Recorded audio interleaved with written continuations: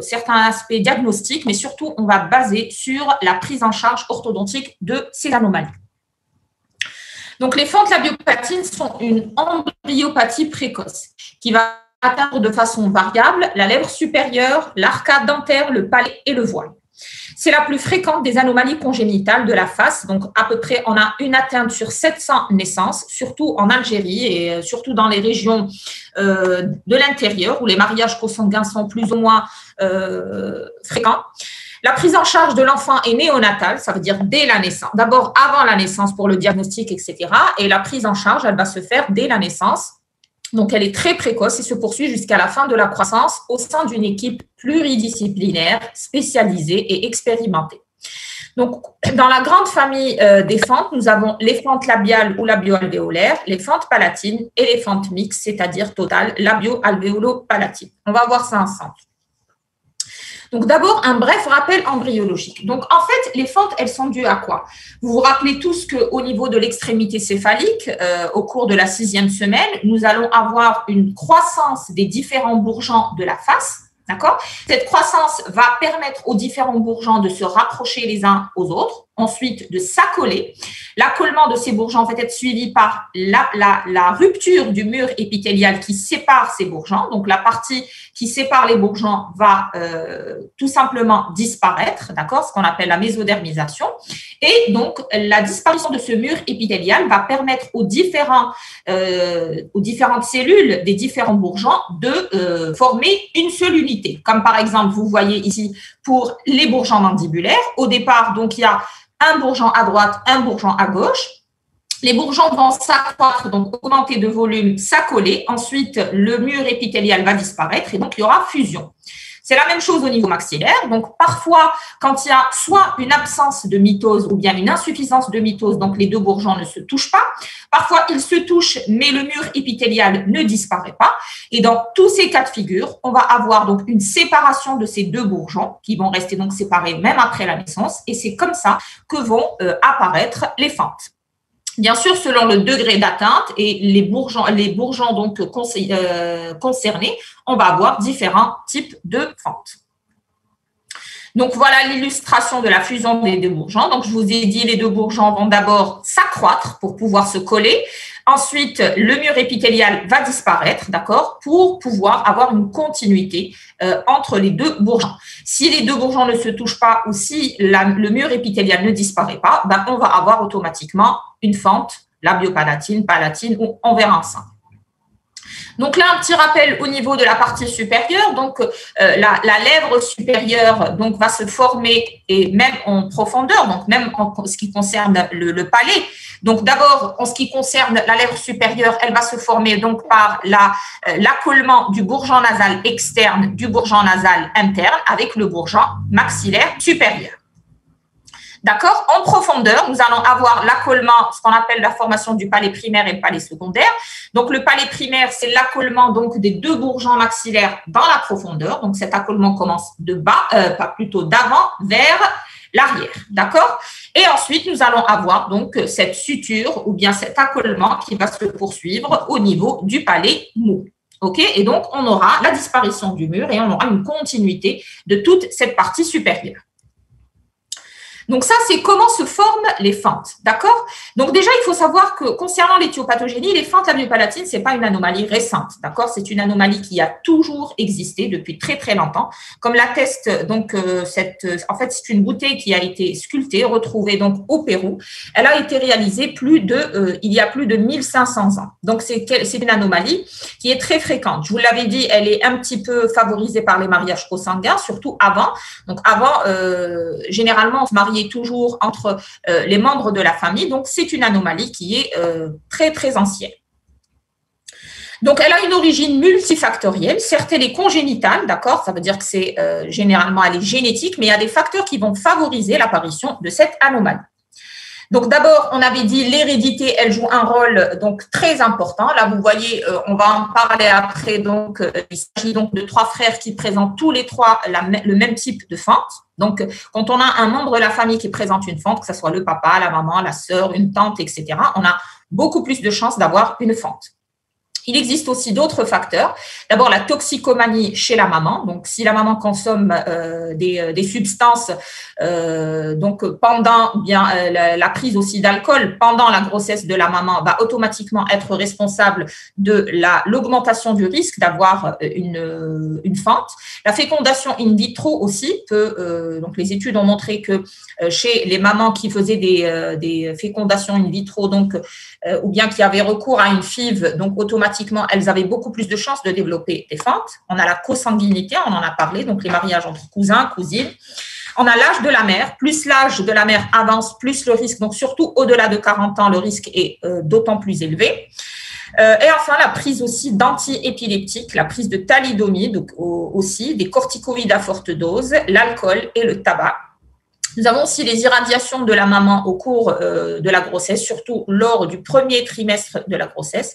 Et enfin, les études ont pu démontrer aussi certaines relations entre certains virus et l'apparition des fentes labiopalatines.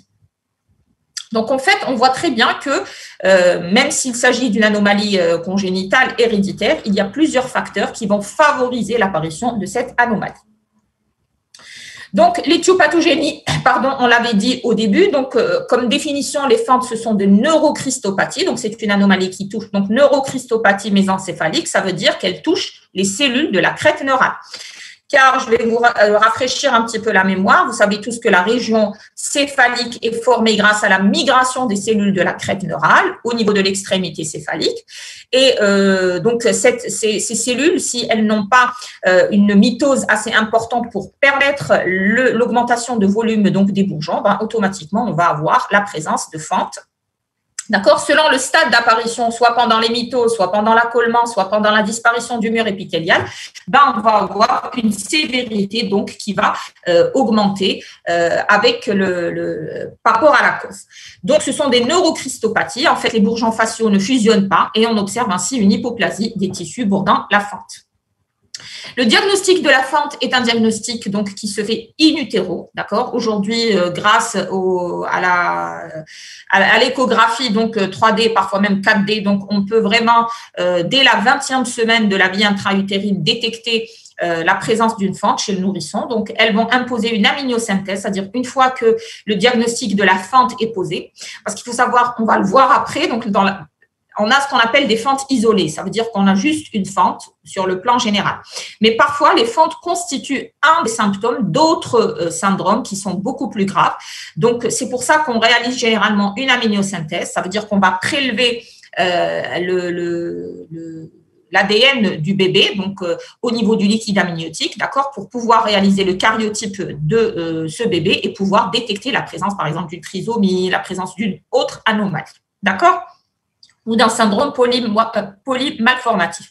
Donc, il faut retenir que le diagnostic donc se fait in utero, d'accord. Et automatiquement, dès qu'on détecte la présence d'une fente, il faut toujours faire une amniosynthèse à la recherche d'un syndrome malformatif, qui peut parfois interrompre. Donc, parce qu'on sait, dans certains cas, par exemple, quand on a des fentes faciales, je ne parle pas des fentes labiales, mais ce sont des fentes faciales qui peuvent atteindre le cerveau, etc. Dans ce cas-là, bien sûr, le médecin peut décider de l'interruption de la grossesse, d'accord. Je ne rentre pas dans le côté religieux. Je crois qu'il y a une période par rapport à laquelle on peut faire cette interruption de grossesse. Quand le bébé, on sait qu'il ne va pas pouvoir, par exemple, vivre normalement, etc. Donc, le médecin peut décider d'une aide, ou bien il y a un risque, par exemple, pour la vie de la maman, on peut interrompre cette grossesse. C'est pour ça qu'il vaut le bourgeon maxillaire. Donc, quand elle touche uniquement la partie cutanée, donc quand elle touche uniquement, est-ce que vous m'entendez toujours? Oui, madame. Très bien. Donc, quand elle touche uniquement la partie cutanée, on a uniquement une fente labiale, ça veut dire que l'arcade alvéolo-dentaire, elle est normale, ou bien elle peut être beaucoup plus en profondeur, d'accord, et toucher et la lèvre supérieure et l'arcade dentaire. Cliniquement, donc, on va observer, d'abord, on va voir est-ce que l'arcade est touchée ou pas. Donc, dans le cas d'une fente uniquement labiale, on va avoir une solution de continuité juste au niveau de la lèvre supérieure. La narine, le dessin de la narine est généralement respecté, d'accord? Ça veut dire que le nez n'est pas touché et l'arcade alvéolo-dentaire aussi ne l'est pas. Donc, si le palais primaire est atteint, par contre, on va parler d'une fente labio-alvéolaire. Donc, elle va toucher le bord alvéolaire jusqu'au foramen incisif. On remarque aussi une hypoplasie du cartilage hyalin et un étalement de l'aile du nez et de l'orifice nasal. Généralement, quand la fente est labio-alvéolaire, la narine est touchée, d'accord, du côté de la fente. Donc, on voit ici regardez, donc il y a une asymétrie au niveau nasal, d'accord. Pourquoi? Parce que le palais, qui constitue le plancher des fosses nasales, est aussi touché. Donc, au niveau de la croissance nasale, on va avoir aussi une perturbation et la fente va toucher et le nez, donc la lèvre et l'arcade dentaire.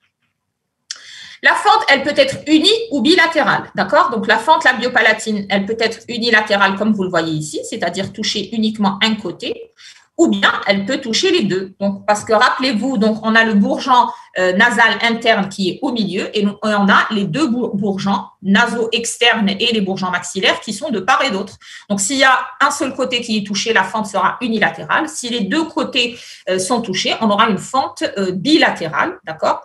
Et on aura généralement toujours une fente qui sera plus étendue que l'autre. Et sur le plan dentaire, on aura généralement soit parce que la fente, elle va passer au niveau de l'espace de la latérale. Donc, très souvent, cette dent va présenter une anomalie. Donc, soit on aura une agénésie de la latérale, soit au contraire un dédoublement de cette dent, ou on peut avoir aussi une forme atypique de la latérale. Mais très souvent, c'est la latérale qui est touchée. Et on va avoir au milieu, regardez, un espace. Donc, généralement, les deux incisifs vont se retrouver seuls au niveau d'un bourgeon et très souvent, ce bourgeon est mobile. Donc, ça, c'était les fentes du palais primaire, d'accord? Donc, fente du palais primaire, on peut avoir soit une fente labiale seule, soit une fente labio-alvéolaire, unilatérale ou bilatérale. Les fentes du palais secondaire, donc, elles peuvent être aussi isolées ou bien associées à des fentes labio-alvéolaires antérieures. Donc, elles vont résulter de l'absence de fusion entre la 6e et la 8e semaine des processus palatins et des bourgeons maxillaires droit et gauche, d'accord? Donc, la fente palatine, elle peut être, je vous l'ai dit, isolée. Donc là, c'est un cas, regardez, uniquement de fente palatine. Il n'y a pas de fente labio-alvéolaire. C'est uniquement donc la région palatine qui est touchée. Donc, dans ce cas-là, on va avoir une discontinuité au niveau de notre palais, d'accord, avec une communication bucco-sinusienne. Donc, les fentes palatines vont avoir des répercussions fonctionnelles très, très importantes, surtout par rapport à l'alimentation. Et on peut avoir donc soit une fente palatine qui touche uniquement le palais dur, soit cette fente, elle peut s'étendre même au-delà, d'accord, au niveau du palais mou, c'est-à-dire c'est une fente totale. Alors, la communication nasobuccale va engendrer, comme je vous l'avais dit, là, regardez, là, c'est une fente palatine, donc, qui va toucher et le palais mou, et le palais dur, et le palais mou. Donc, on a aussi, quand on atteint donc la région du palais mou est atteinte, donc on va avoir une contraction, donc on va avoir des problèmes aussi auditifs dus à la contraction de la trempe d'Eustache. En fait, toute la musculature du voile du palais va être atteinte. Donc, troisième type de fente, ce sont des fentes totales. Ça veut dire qu'elles vont commencer au niveau du nez et qu'elles vont se finir au niveau de la luette. Ça veut dire qu'elle va toucher et le nez et l'arcade alvéolo-dentaire, d'accord, et le palais mou et le palais dur. Là, c'est ce qu'on appelle les fentes totales, labio-alvéolo-palatines. Et elles peuvent être aussi, comme vous le voyez, soit unilatérales, soit elles peuvent être bilatérales. Ça veut dire qu'on aura antérieurement un bourgeon médian et ensuite, on aura une fente qui va se continuer jusqu'au niveau de la luette. Donc, elle va toucher, et bien symptomatologiquement parlant, ce sont les fentes qui vont avoir le plus de répercussions sur la croissance. On va retrouver une atrésie du maxillaire dans les trois sens de l'espace qui est très, très importante. OK? C'est clair? Si vous avez des questions, vous m'interrompez, hein, d'accord? Alors, quand la fente est unilatérale, on a un déplacement des fragments latéraux, d'accord? Donc, parfois, on a donc un fragment qui est beaucoup plus avancé que l'autre, d'accord? Donc, très souvent, ils sont asymétriques. Quand la fente, elle est unilatérale, on a toujours un segment qui est plus gros que l'autre. On a aussi une lingoversion des fragments latéraux avec une endognathie. Donc, quelqu'un qui a une fente, donc ça veut dire que sa suture intermaxillaire ne travaille pas ou n'existe pas, elle est inexistante. Donc, automatiquement, le maxillaire va être aprésié dans le sens transversal. Ça veut dire qu'il va être tout petit. On aura aussi une atrésie de la lèvre, un affaissement des os propres du nez. Donc, toute la région moyenne de la face va être atteinte. Et on va avoir, bien sûr, une déviation du milieu incisif supérieur vers la berge de la fente.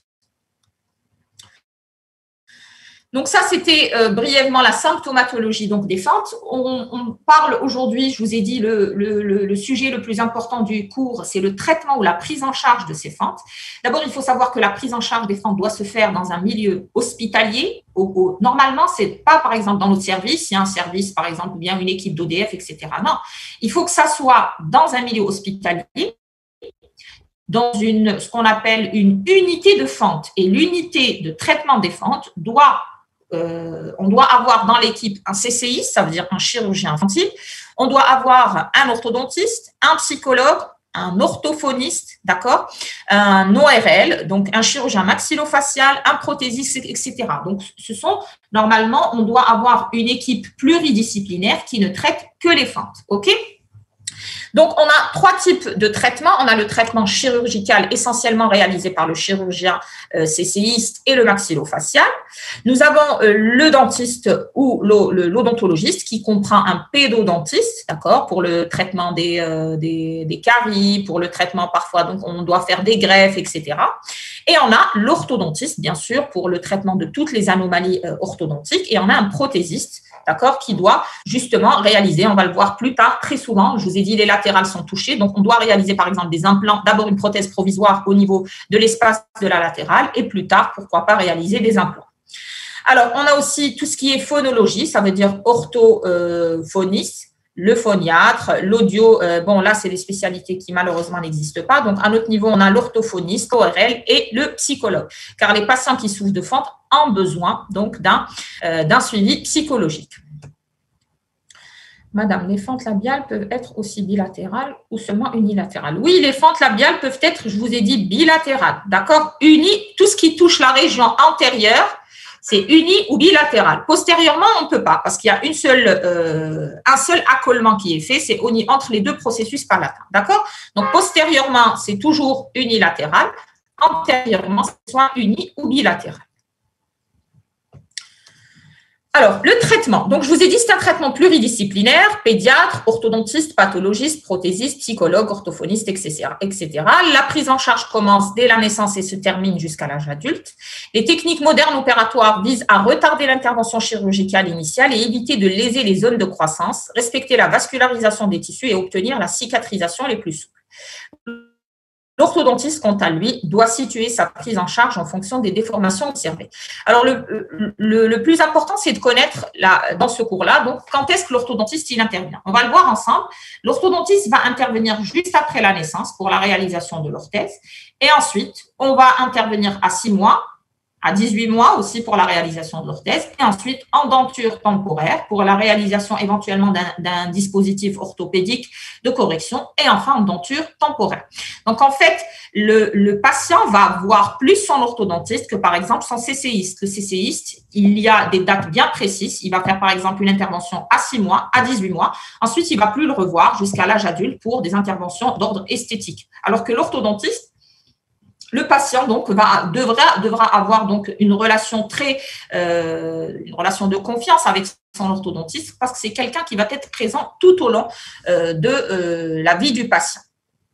Donc, je vous l'avais dit au début, le rôle de l'orthodontiste commence, donc en fait, c'est la première personne qui va directement rentrer en contact avec le patient pour la réalisation de l'orthèse. Alors, l'orthèse, c'est quoi? C'est une plaque, d'accord, qui est réalisée quand on a donc une fente soit bilatérale ou bien même unilatérale. Parfois, on peut avoir des communications, mais c'est surtout aussi au niveau des fentes palatines où le préjudice fonctionnel est plus important.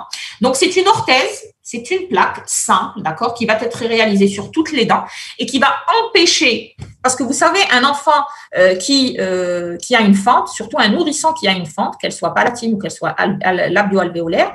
Donc, d'abord, la sangle musculaire, parce que vous savez qu'un enfant, il ne sait pas, un bébé, il va téter le mamelon de sa maman. Donc, l'étanchéité étant réalisée par l'orbiculaire des lèvres, si vous avez, par exemple, une fente, cet enfant ne va pas pouvoir maintenir le lait au niveau donc de sa bouche et donc il y aura des problèmes d'alimentation. Le lait, donc comme il y a une communication au niveau bucco-nasal, donc le lait va remonter au niveau du nez, ça peut causer des troubles de la respiration. Inversement, les sécrétions nasales vont se retrouver au niveau de la bouche, etc. Donc, cette orthèse, elle n'a pas un but pour corriger les dents, d'accord? C'est juste pour permettre aux nourrissons d'avoir une alimentation correcte, d'accord? Donc, elle aura pour place donc de remplacer la sangle labiale quand c'est une fente labiopalatine, rétablir une arcade dentaire harmonieuse et fermer la fente et permettre ainsi une alimentation normale. Alors, la prise d'empreinte doit se faire avec un porte-empreinte pour nourrisson, d'accord? Ça veut dire un tout petit porte-empreinte. À défaut, on peut prendre l'empreinte avec les 2 doigts et une compresse, d'accord? Parce que vraiment, il s'agit de nourrisson. C'est un bébé qui vient de naître, donc déjà, il aura une mini arcade. Les pâtes à empreinte, donc privilégier une pâte à empreinte à prise rapide, donc on ne prend pas avec de l'alginate, mais plutôt donc avec donc un élastomère type Zentropène, d'accord? Donc toujours prendre des empreintes avec donc des matériaux à prise rapide. Mettre une compresse sur le porte-empreinte, d'accord, afin d'éviter que la pâte ne fuse au niveau des voies aéropharyngées. Donc, on peut tapisser donc notre matériau à empreinte avec une compresse et prendre l'empreinte. C'est pour éviter, parce que s'il y a une fente palatine et que vous prenez une empreinte, ben, le matériau à empreinte va se retrouver à l'intérieur, donc au niveau du nez, et ça va gêner la respiration. Toujours, donc, cette étape doit être réalisée en milieu hospitalier avec la présence d'un réanimateur en cas de souci. Et la tête du nourrisson, toujours, doit être basculée en bas pour éviter ce genre d'accident. D'accord? Donc, généralement, c'est l'orthodontiste. Je vous ai dit, normalement, ça se fait dans des unités de fente. Mais chez nous, comment ça se fait? Donc, l'orthodontiste se déplace en CCI, d'accord, ou bien en pédiatrie néonatale. Donc, il y a un service de néonat au niveau de la pédiatrie et on prend l'empreinte donc directement au niveau du service de pédiatrie et on va réaliser donc notre orthèse à l'aide de avec notre prothésiste et on va donc ensuite la remettre au parent ou bien l'essayer directement sur le patient. Alors, l'orthèse, comme je vous l'avais dit, donc tout dépend. Donc, bon, ça, c'est pas une orthèse, hein, parce que vous voyez qu'il y a une denture temporaire. Là, c'est un dispositif qui va servir toujours à améliorer la fonctionnalité donc du patient, mais ça, c'est autre chose, d'accord? Ça, c'est une orthèse, comme vous le voyez, car il n'y a aucune dent, donc le nourrisson n'a aucune dent, donc ça, c'est une orthèse. L'orthèse, elle peut être soit simple, d'accord? Mais dans ce cas-là, vous savez, on va être obligé de la refaire pratiquement tous les 2-3 mois pour suivre la croissance du nourrisson. Il y en a qui, pour éviter cela, vont mettre donc des petits crochets, d'accord? Et un vérin pour au moins, donc ne pas la refaire au moins pendant 6 mois. D'accord? Pour permettre justement, parce que c'est pas évident de prendre des empreintes chez un nourrisson, il se laisse pas faire, etc. Donc, il y en a qui privilégient donc l'orthèse avec vérin, et moi je préfère aussi qu'elle soit avec vérin. Comme ça, on n'aura pas à la refaire souvent. Vous savez que les bébés, ils prennent rapidement donc ils s'accroîtent donc d'une manière assez impressionnante. Donc la plaque palatine, avant on la faisait donc avec de la résine. Actuellement, on privilégie tous les matériaux donc plus ou moins souples comme le silicone, d'accord. L'épaisseur doit être très très fine, pas plus de 2 mm, ok. L'appareil va englober les tubérosités. Donc là, c'est exactement ce que vous faites pour la prothèse totale. Ça veut dire on va rechercher toutes les zones positives qui vont nous permettre une bonne rétention de notre plaque, donc l'épaisseur de notre crête, les tubérosités, etc. Parfois, je vous ai dit, on peut y adjoindre un vérin médian pour suivre la croissance. Donc, le contrôle de l'appareillage, il va se faire tous les mois. Donc, on sera obligé de voir notre bébé pour procéder soit à un meulage. On vérifie, par exemple, parce que vous savez, il ne peut pas faire de doléances. Donc, s'il y a quelque chose qui le blesse, il faut faire un examen minutieux pour voir s'il n'y a pas donc des traces de blessures dues à l'orthèse.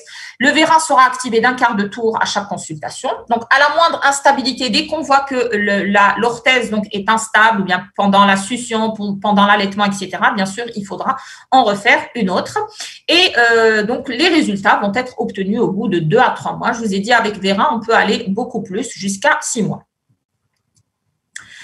Donc là, c'est pas un cas donc de nourrisson. On va vous montrer ça.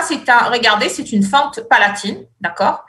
C'est une fente palatine. Le patient donc s'est présenté à cet âge-là. Je crois qu'il avait 6 ans et il n'avait pas encore donc il n'avait pas d'orthèse. Donc et il n'avait jamais réalisé d'orthèse. Donc on s'est demandé, j'ai demandé à la maman comment elle faisait vraiment pour le.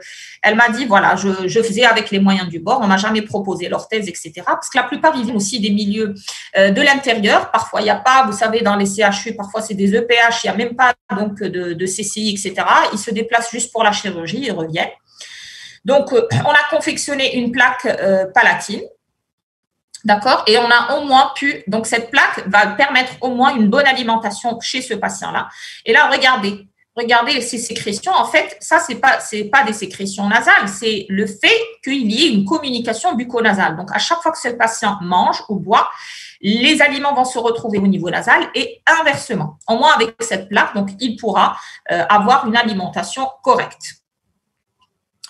Donc, le rôle et les avantages de l'orthèse. L'orthèse va s'opposer au passage de la pointe de la langue dans la fente, surtout lors de l'alimentation, permet une alimentation correcte, rétablir la succion, facilite la fermeture de la voûte et cette plaque reste en place jusqu'à la fermeture chirurgicale de la voûte et va peut-être maintenir 3 à 4 semaines après. C'est comme un pansement qu'on utilise pour permettre une bonne cicatrisation après la chirurgie. D'accord?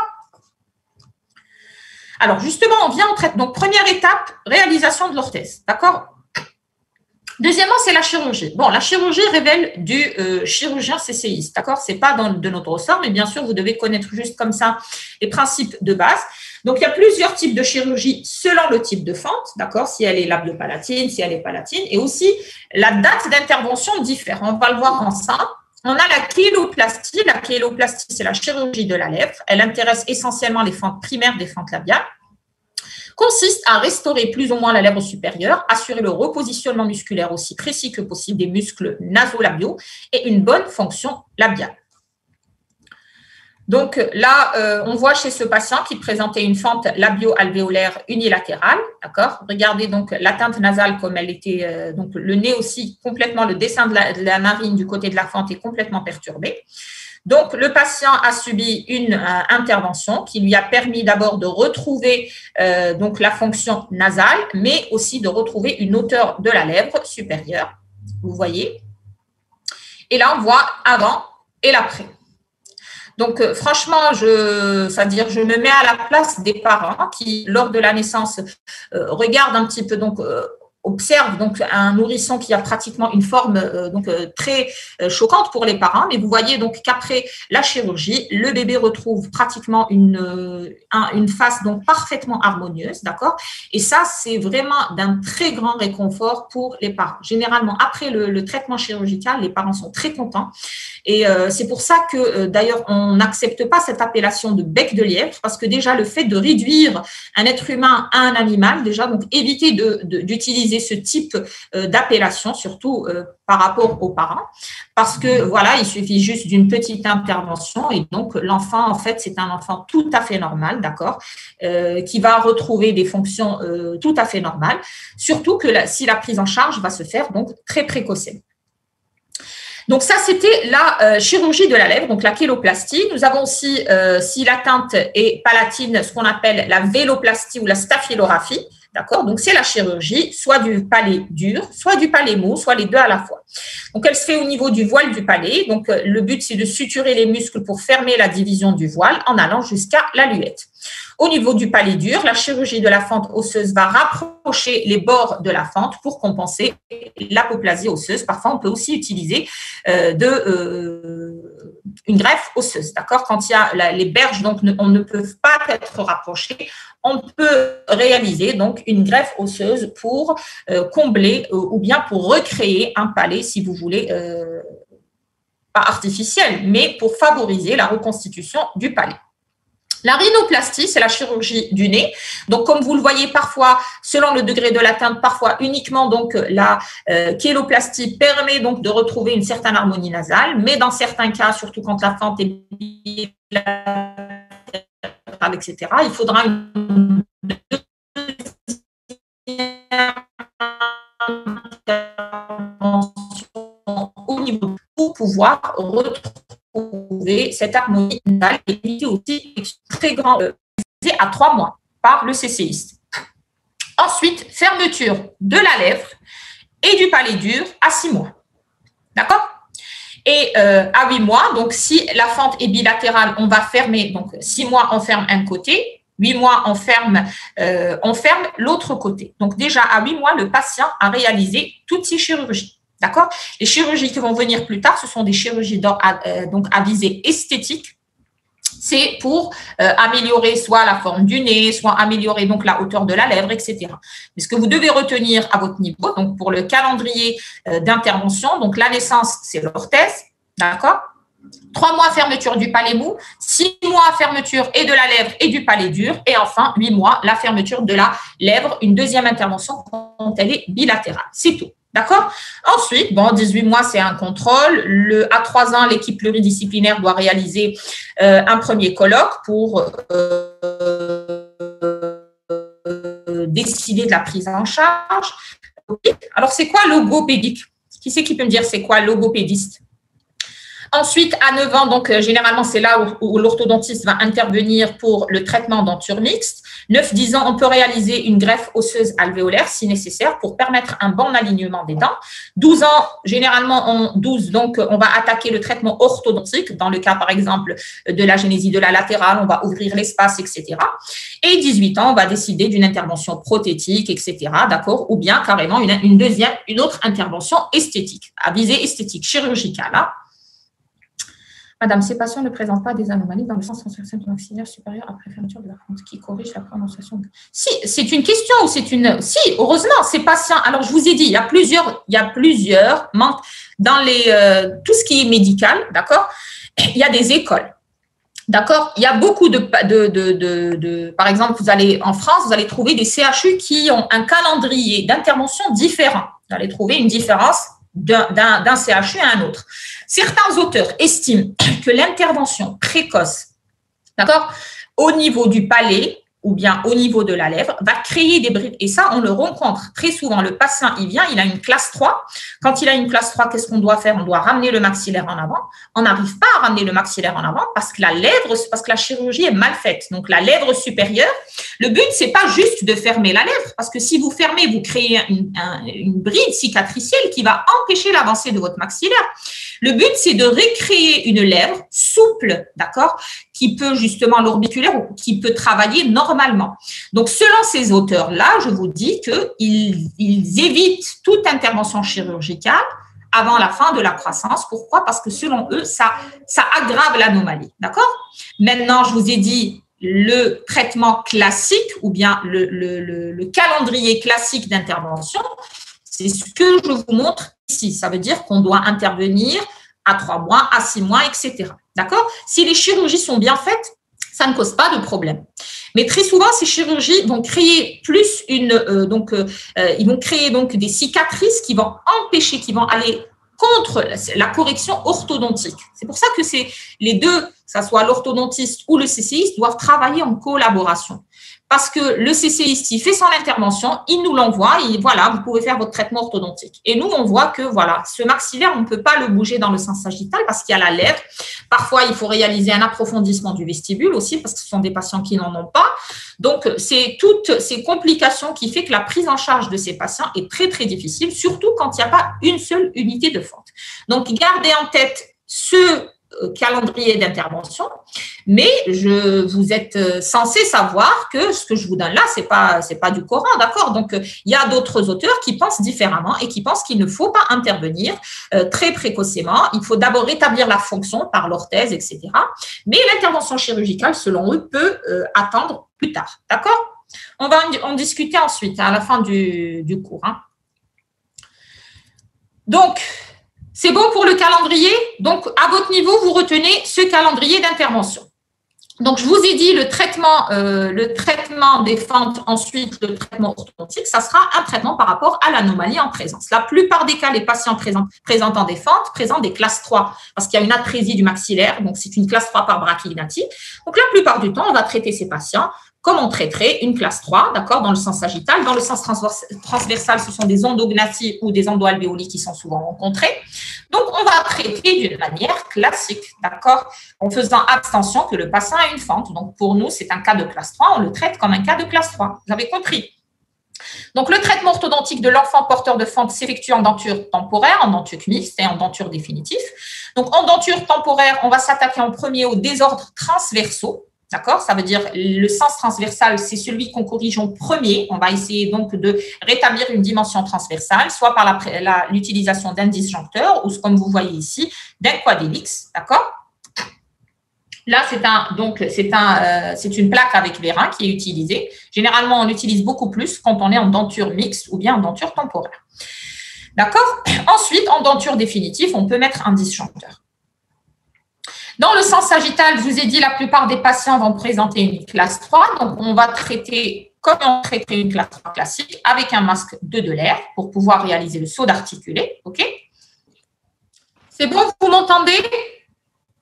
Oui, madame, on vous entend. Très bien. On peut reprendre? Attendez, on va voir, ça va. Donc, je disais, donc, la première phase en denture temporaire ou bien denture mixte, ça sera surtout une phase orthopédique. Donc, on va essayer de régler le problème de classe 3, le problème transversal. Ensuite, passer en denture définitive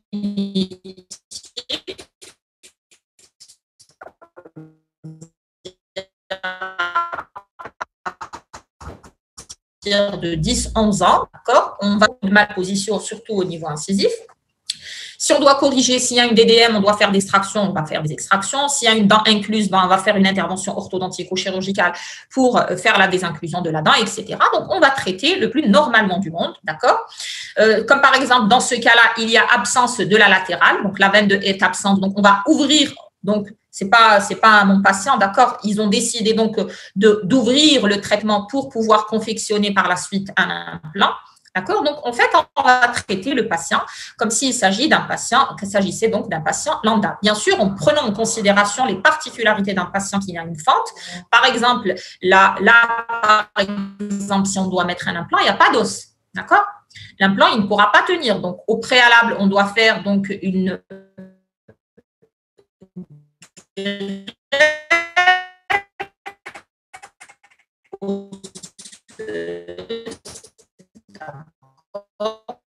on doit greffer de l'os pour regarder. C'est un cas donc où il y avait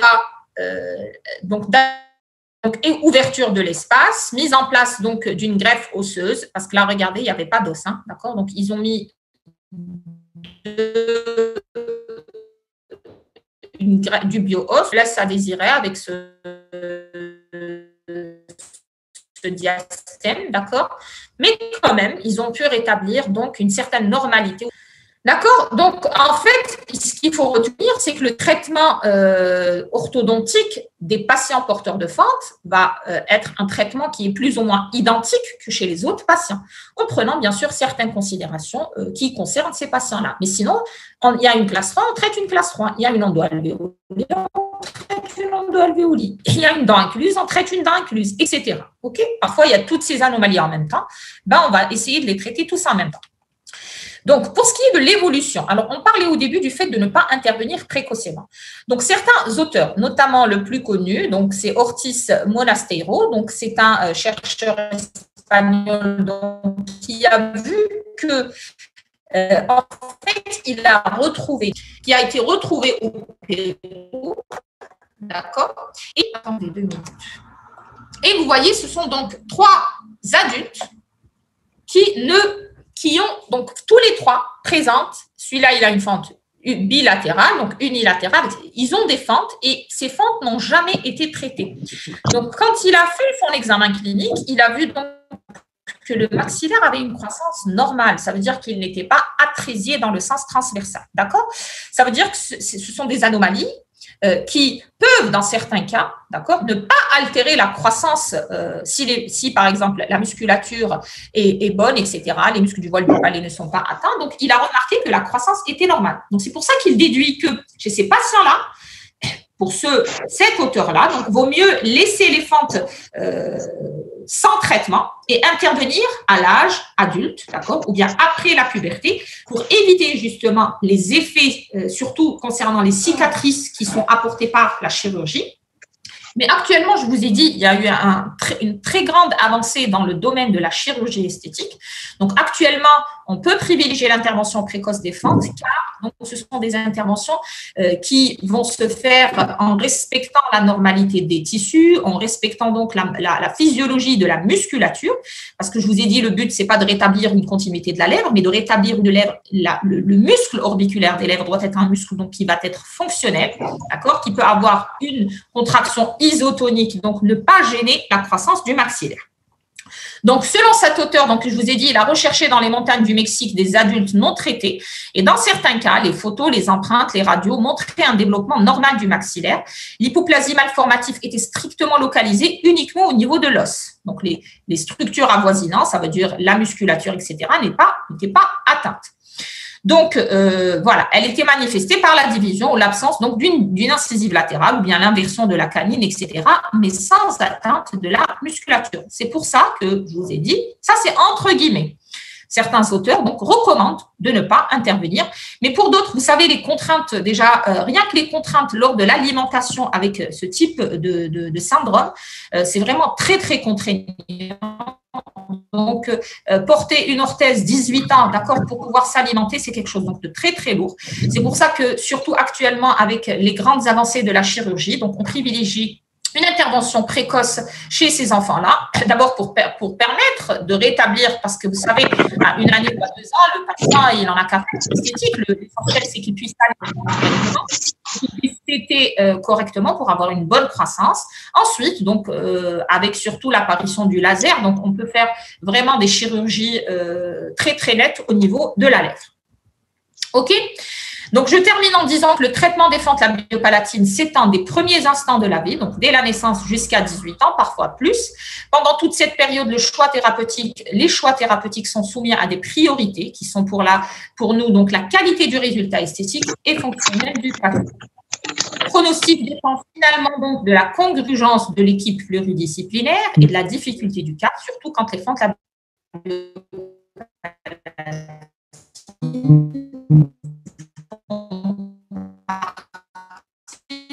d'un syndrome. Le syndrome, c'est déjà difficile. Alors là, c'est plus, on doit traiter un syndrome malformatif général. Donc,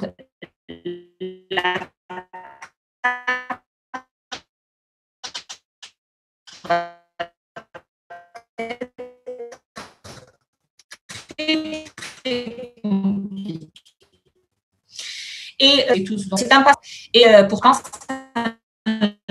pas empêché donc d'incarner de très grands rôles à Hollywood, donc notamment le Joker, dans Gladiateur, etc. Et c'est juste pour envoyer un message, si vous voulez, d'espoir à tous nos patients, d'accord? Donc, en fait, avoir une fente, et surtout pour les parents aussi. Donc, c'est vrai que ça peut être très choquant, surtout lors de la naissance.